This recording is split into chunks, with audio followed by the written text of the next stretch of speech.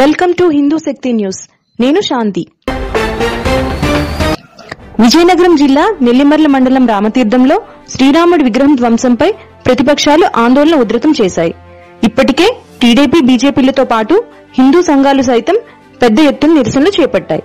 ఈ క్రమంలోనే తెలుగుదేశం పార్టీ అధినేత చంద్రబాబు విజయనగరం జిల్లాలో పర్యటించనున్నారు.